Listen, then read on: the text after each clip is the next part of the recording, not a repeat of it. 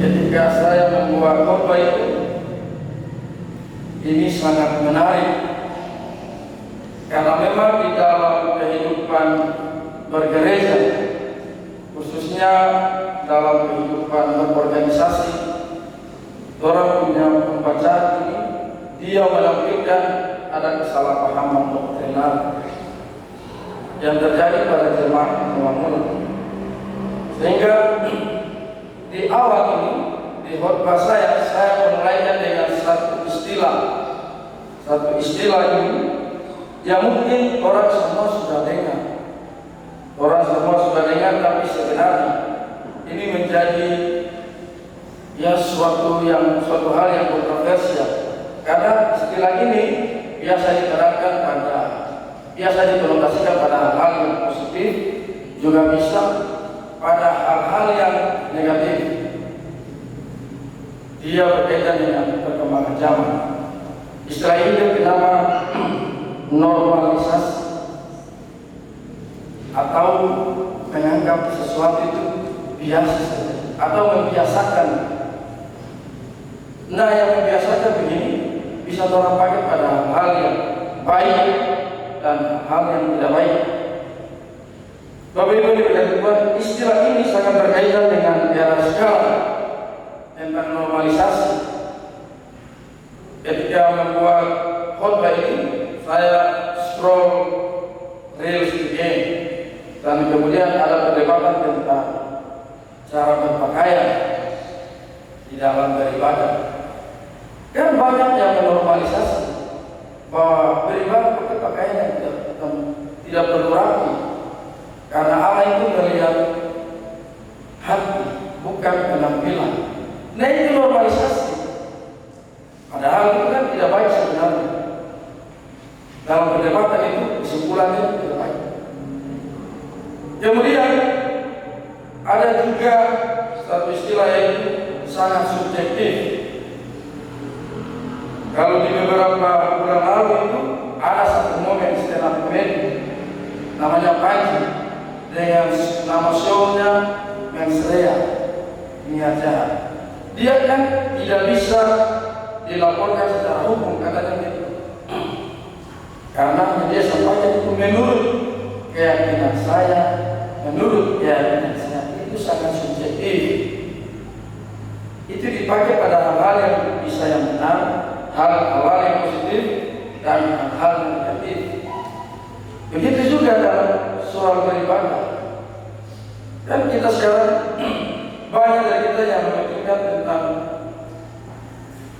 karena sibuk, maka ritual ibadah itu yang orang tinggalkan. Padahal menurut saya ritual itu sangat penting. Kan ada orang yang bilang, kalau misalnya saya di kantor atau saya di mana saja melakukan tugas, itu kan juga melayani. Tetapi nilai ritual itu berbeda. Nah, hal seperti ini yang mencoba dimasukkan. Nah, kenapa hal ini bisa muncul?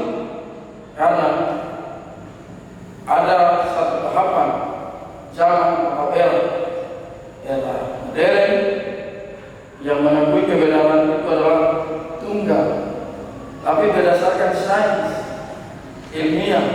Kemudian muncul lagi satu era namanya postmodern yang mengkritik tentang kebenaran atau narasi tunggal atau kebenaran tunggal, bahwa kebenaran itu relatif. Saya punya kebenaran sendiri, Bapak Ibu, anak-anak punya kebenaran masing-masing. Itu kebenaran manusia. Bapak Ibu yang diberkati Tuhan, jemaat di dalam ini sebagian besar itu adalah jemaat yang bukan orang Yahudi. Mereka adalah orang Yunani. Sehingga ketika Torah pembacaan Torah ini, bahwa guru-guru palsu itu sudah tentu dari orang-orang Yahudi. Dalam alirannya atau masanya disebut sebagai Yudaisme, yang mengajarkan tentang ajaran sesat. Dalam pembacaan mengatakan seperti itu. Dan hal ini ditegaskan Paulus bahwa mereka memutarbalikkan Injil. Kalau dia punya teks asli itu mengubah. Kalau tadi di pada pagi Aisyah bilang di terjemahan bahasa Inggris itu menyelewengkan, dia menggeser. Tapi dalam teks aslinya itu, dalam terjemahan itu bilang mengubah. Jadi sudah tidak sama lagi. Injil yang ini telah diubah oleh pemikiran mereka. Bapak Ibu yang diberkati Tuhan, sehingga dalam pembacaan kita saat ini secara implisit menegaskan bahwa kerasulan Paulus itu dipertanyakan karena Injil yang Paulus dan timnya, karena Paulus pakai kata kami, itu beritakan itu ditambahkan. Maka ada guru-guru yang lain yang Paulus tidak menyebutkan nama mereka. Jadi kerasulan Paulus itu secara tidak langsung dipertanyakan. Bapak Ibu yang diberkati Tuhan, kita bisa lihat pada ayat yang ke-7 ketika kerasulan Paulus dipertanyakan, maka di ayat yang ke-7 adalah bentuk peringatan dari Rasul Paulus kepada jemaat bahwa hal tersebut yang mereka alami, bahkan yang mereka lakukan itu tidaklah benar. Apa yang mereka lakukan? Dorang bukan sekedar menerima, tetapi menjalankan lagi, yaitu mendapatkan Injil bahwa keselamatan itu oleh iman dari Yesus Kristus itu tidak cukup. Harus ada satu tradisi dari Yahudi yang bernama Sunnah. Maka hal itu harus ditambahkan. Sehingga di ayat yang ke-7 ini Paulus bilang bahwa hal tersebut tidaklah benar. Paulus mengatakan bahwa orang-orang tersebut memutarbalikkan Injil Kristus. Bahkan pada ayat yang ke-8 Paulus memberikan peringatan yang menurut hemat saya bahwa ini sangat keras. Dia mengatakan, bahkan seorang malaikat ketika dia memutarbalikkan Injil Kristus, tertutuklah dia. Saya berpikir kalau ayat ini kalau kita coba bawa dalam bahasa sehari-hari kita sebagai orang Amher, dia bertarik dari kebakanci bagaimana itu? Karena Paulus bilang, kalau kami atau seorang malaikat, kalau dia memberitakan Injil yang tidak sesuai, maka tertutuklah dia. Itu peringatan paling keras. Bahkan malaikat pun tertutup kalau menjalankan hal tersebut tidak sesuai dengan Injil. Dan dalam pembacaan kita saat ini, ketika kerasulan Paulus dipertanyakan, maka bagian akhir Paulus menutup dengan sebuah reflektif tentang apa yang dia lakukan dalam pemberitaan Injil. Sejatinya Paulus mau tegaskan bahwa dia tidak mencari kepentingan sebagai manusia, namun apa yang dia lakukan itu hanya kepentingan Allah. Beda dengan guru-guru palsu dia. Guru-guru palsu mencoba mengurung Injil di dalam suatu tradisi. Padahal orang tahu keselamatan itu bersifat universal, yaitu dibenarkan oleh iman. Dia tidak terturun dalam satu tradisi, satu komunitas. Guru-guru palsu mencoba mengurung akan hal itu, bahwa orang yang tidak bersunat tidak akan selamat, walaupun sudah berpegang pada Injil Kristus. Bapak Ibu yang diberkati Tuhan, itu berkaitan dengan pembacaan kita, bahwa yang pertama, Injil itu tidak cukup kalau tidak ditambahkan dengan tradisi sunat. Itu yang diputarbalikkan atau diubahkan oleh guru-guru palsu. Kemudian Paulus merefleksikan bahwa ternyata kerasulannya dipertanyakan, sehingga ia mengatakan bahwa yang dia begini tidak subjektif, tidak menurut pandangan dia sebagai manusia. Karena kalau itu yang dia lakukan, maka dia bukanlah hamba Kristus. Untuk itu Bapak Ibu yang berkati Tuhan kita Yesus Kristus, maka sangat penting kalau kita memahami tentang Injil. Kita telah ketahui bahwa Injil berbicara tentang suatu kabar. Injil berbicara tentang suatu kabar yang mendatangkan tentang sukacita. Ini juga menarik.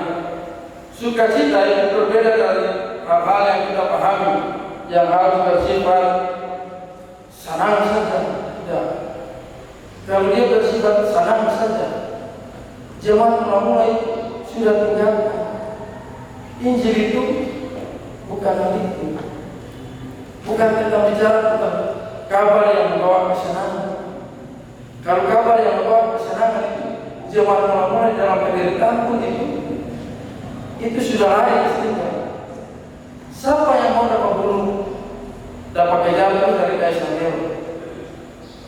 Padahal Injil itu membawa keselamatan. Jadi Injil itu bukan berbicara tentang duniawi. Injil berbicara tentang surgawi, penyempurnaan kehidupan di dalam dunia untuk menuju pada eskaton, yaitu kehidupan setelah kematian. Injil itu yang berbicara tentang surga itu adalah Kristus Yesus itu sendiri. Kita tidak bisa mengkompromikan tentang Injil. Di awal saya katakan bahwa kita bisa berbiasakan tadi. Ada masalah-masalah yang terjadi, soal berpakaian tidak apa-apa, Allah juga tidak melihat penampilan. Ini menurut saya benar, menurut yang juga benar. Injil bukan begitu. Injil mau tegaskan, Injil itu Yesus Kristus saja. Tidak ada lagi yang perlu ditambahkan dan dikurangi. Maka benar bahwa Injil itu berbicara tentang iman. Iman itu bukan hanya sekedar orang sudah sebagai orang Kristen, sudah percaya bahwa Kristus Yesus itu adalah Tuhan dan kemudian pasti. Surga itu bukan begitu. Dunia eskaton itu, dunia masa depan itu bukan begitu. Masa depan yang sejati itu adalah masa kini yang dihidupi, yang tidak lari daripada Injil. Bukan karena kepentingan orang, terus orang memutarbalikkan Injil itu. Kan banyak melakukan akan hal itu. Ketika ada yang mencoba membawa-bawa nama agama demi peperangan, demi konflik, demi kepentingan dirinya, ia membawa Injil seakan-akan Allah yang adalah damai itu sendiri itu mau memuluskan tentang peperangan. Itu hanya kepentingan kita sebagai manusia. Sekali lagi, Injil tidak berbicara tentang kepentingan sebagai manusia. Allah dari awal telah mempersiapkan. Karena Dia Allah, Dia berinisiatif. Apa yang Dia lakukan bukan karena manusia, tapi karena Dia Allah. Dia datang bukan karena manusia, tapi karena Dia Allah. Allah itu penuh inisiatif. Sebelum manusia jatuh ke dalam dosa, Dia telah berencana datang ke dunia. Maka dosa itu bukan menjadi satu kemestian bahwa Allah itu Allah tidak dirangsang oleh manusia untuk datang ke dunia. Allah datang itu karena Dia mau Dia sendiri. Allah itu bebas. Bapak Ibu yang dikatakan Tuhan kita Yesus Kristus, ternyata doktrin tentang Allah ini menjadi suatu masalah juga dalam kehidupan bergereja. Jemaat mula-mula berbicara tentang hal itu. Kemudian sampai dengan saat ini mungkin kalau muncul Kristen progresif yang menyatakan bahwa keselamatan itu karena bersifat universal, maka ya tidak ada di dalam gereja keselamatan tidak berpusat pada Kristus, maka semua orang itu yang tidak beriman kepada Kristus pasti selamat. Nah, ini hal yang keliru.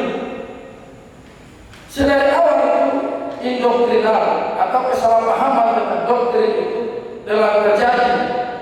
Munculnya pengakuan iman Mesias Konstantinopel karena ada kesalahpahaman tentang doktrin. Jadi bukan tentang orang punya pembacaan saja, tapi di awal-awal sudah ada pada zaman bapak-bapak gereja. Konsili Nisea itu menjawab ketuhanannya Kristus, karena Aris menyampaikan bahwa Kristus Yesus itu dikeranakan, sehingga dalam pengakuan iman Nisea itu mengungkapkan bahwa Yesus itu tidak dikeranakan.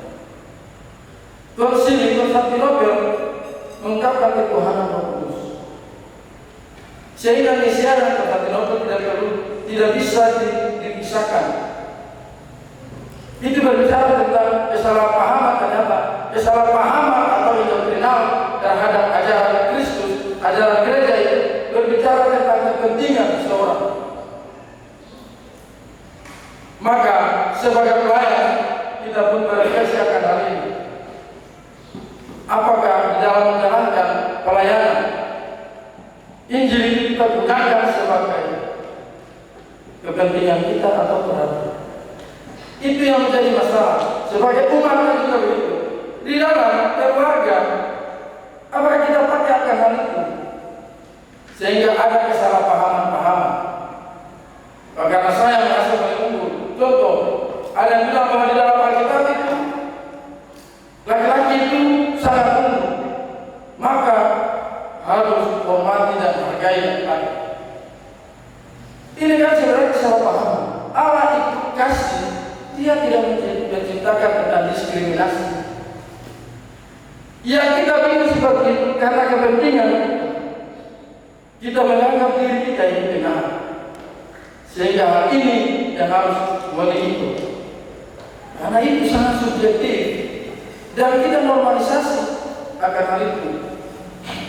Bapak Ibu yang diberkati Tuhan kita Yesus Kristus, dalam merefleksikan bahwa bagaimana Injil itu bisa ada di dalam hati, sehingga sangat penting kita memahami apa itu hati. Hati di sini bukan berbicara tentang soal organ secara biologis, tapi ternyata fungsi hati secara organ biologis itu memiliki peran penting menangkap racun.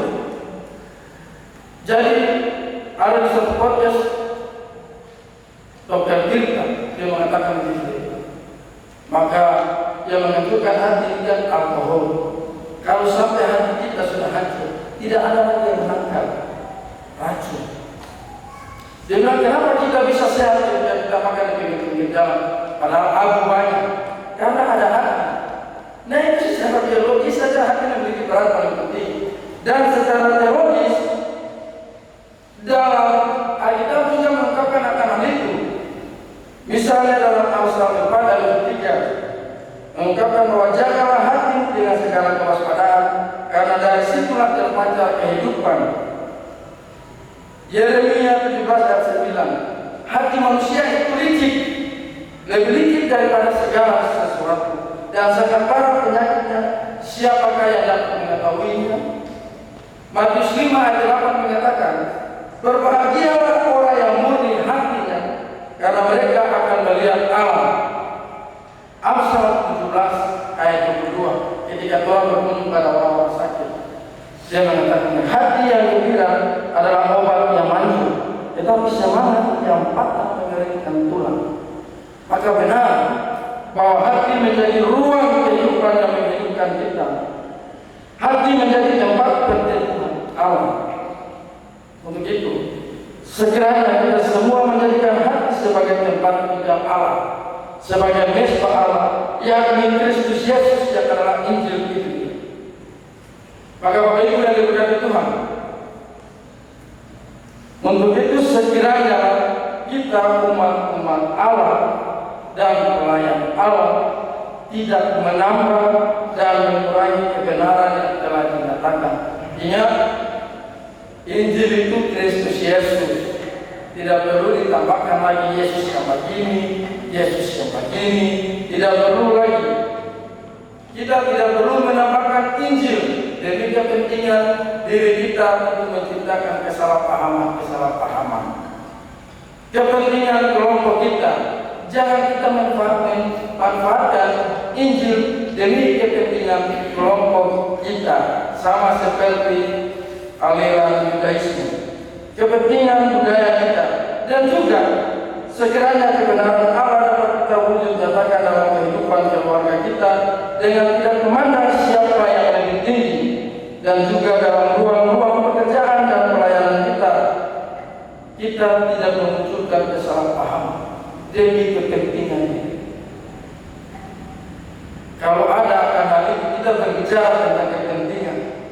Saya mengakui bahwa hidup sebagai manusia tidak lain daripada subjektif. Sangat sulit bahwa kita tidaklah subjektif. Tapi jangan sampai kita manfaatkan Injil untuk kepentingan subjektif. Karena itu tertutuplah kita. Tertutup di sini bahasa Yunani anatema itu terpisah dengan Allah. Untuk itu siapa yang menjaga hati? Siapa yang memelihara hati? Siapa yang menaruh Injil dalam hati? Dialah yang tidak memanfaatkan Injil.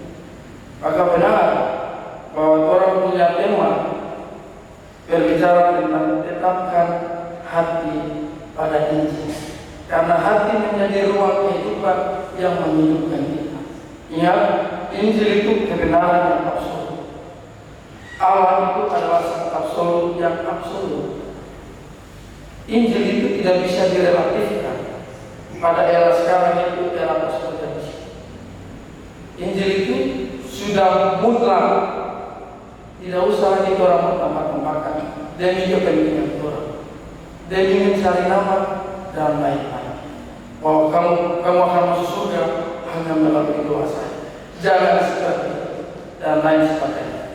Hindari yang begitu. Jangan pernah kompromikan. Jangan pernah mengubah kebenaran yang berasal kepada Allah. Tetapkan hati pada Injil. Maka tidak ada kepentingan sekali. Salam.